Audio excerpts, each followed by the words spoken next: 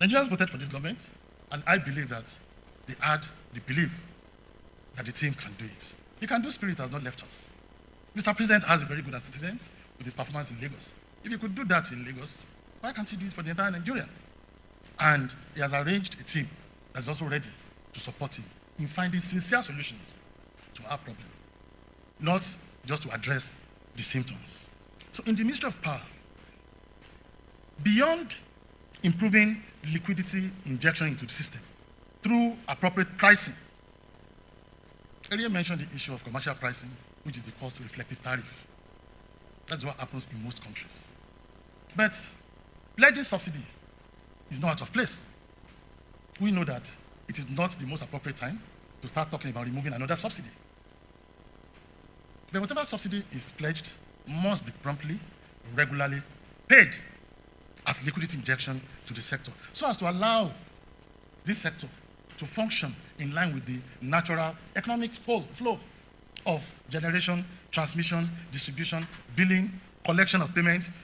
Liquidity flows into the system, and every participant in the value chain gets compensated. That's the only way we can ensure sustainable and continuous flow of the sector.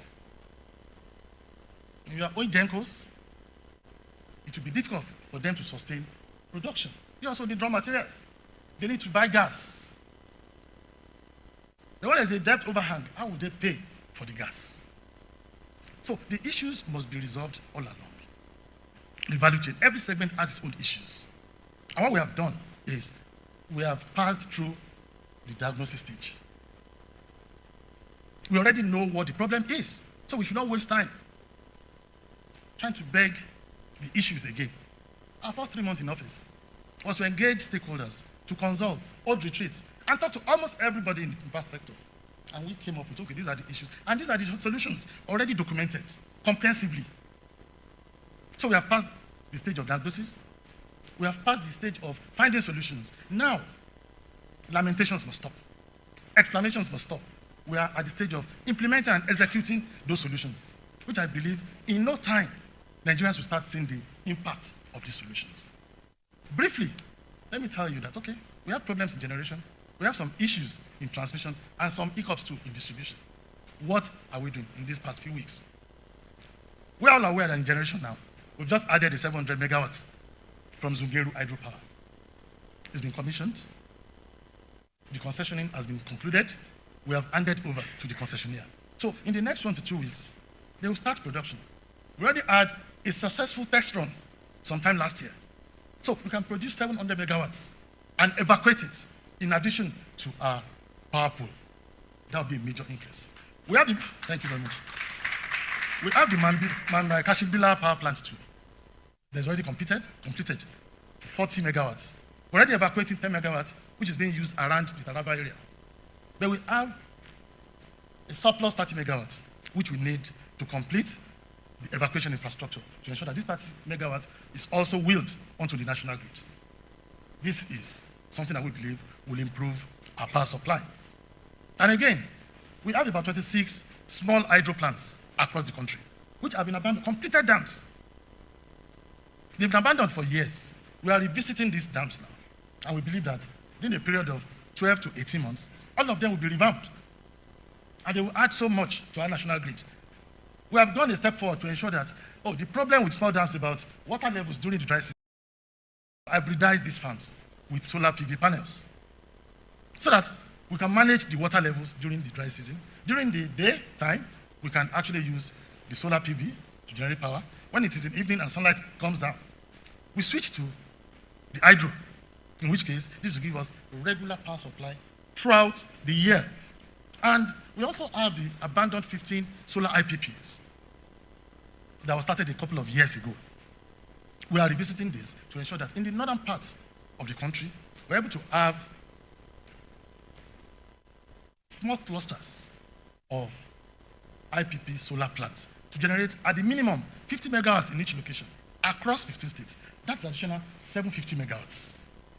And I'm telling you that even the country's NIPP plants under the control of Niger Delta Power Holding Company, about 10 of them, 7 is operating effectively. They have a capacity of almost 5,000. I can tell you that they are all operating below 15% capacity.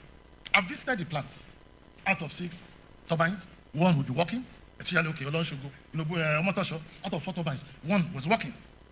So what we want to do is to ensure that we reach a resolution with the gas supply companies, to ensure that we clear the debt overhang to a large extent, and we have firm gas supply contracts to these plants so that we can upgrade their capacity utilization to nothing less than 50%. That will give us nothing less than 2,500. With all this, Nigeria can generate nothing less than 8,000 megawatts of power, and that can be transmitted and distributed without adding any additional plants. In all, we have a total of almost over 13,000 megawatt capacity installed for our power plants, both the hydro and the gas power plants. So once all those hiccups are resolved, we can actually double electricity supply in Nigeria within a period of 12 to 18 months. And this will perform wonders in increasing supply to the doorsteps of households, businesses, cottage industries, artisans, and industries. That's for generation. We are also looking at the coastal cities, the possibility of wind farms along the coastal cities of Lagos, Ogun, Ondo, Edo, Delta, Rivers, Bayelsa, and Cross River. Already, we have a solar wind hybrid plant that is even completed in Katsina today that can supply us 20 megawatts of power. That's a proof of concept. It's a pilot project. And to a large extent, it's been successful. So we want to ensure that we deploy this to the coastal areas too. Then on transmission, it's general knowledge now that we just signed the accelerated agreement with Siemens on our presidential power initiatives at COP28 in Dubai. Siemens rep is here. We are going back to that project. Not just going back alone, but with full force and achieving accelerated implementation or execution of the project objectives. We're almost done with the pilots, which involved importation of 10 transformers and 10 mobile substations. Just 2-3 days ago, I commissioned 5 of these transformers. 560 MVA transformers in 5 different locations. I was in Okene, Kogi. I was in Delta, Yobe, even in Abuja, Apo, and Yobo in Benin. By this singular act of Tuesday, this week, we added 272 megawatts to the capacity of our transmission grid. So I believe that if we are consistent with all these little steps, with time, it becomes significant, and everybody will enjoy power in Nigeria. We also have the JICA, that's the Japanese International Cooperation Agency, that is already handling the Lagos-Abeokuta corridor for us to improve the transmission capacity of our national grid.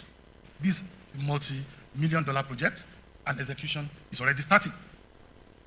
Once we get to a very impressive stage on this project, there will be major improvements in our transmission capacity along the industrial corridor of Lagos, Shagamu, and Abeokuta. Still on that, we have experienced a number of collapse in our transmission grid in the past few months. A lot of them due to sabotage, deliberate demolition of the power lines, the power towers. But most importantly, it was due to the fragility of our transmission grid. Today in Nigeria, the grid we have was built 1968 to 7, almost about 50 years ago, without so much of maintenance. The lines are weak, the towers are old, the substations are, there are substation carrying transformers with ECN logo on them. For the very old ones among us, they will understand what I mean by ECN. It is Electricity Company of Nigeria of 1964, 1965. Transformers installed since then, they are still there. How do we expect optimal performance?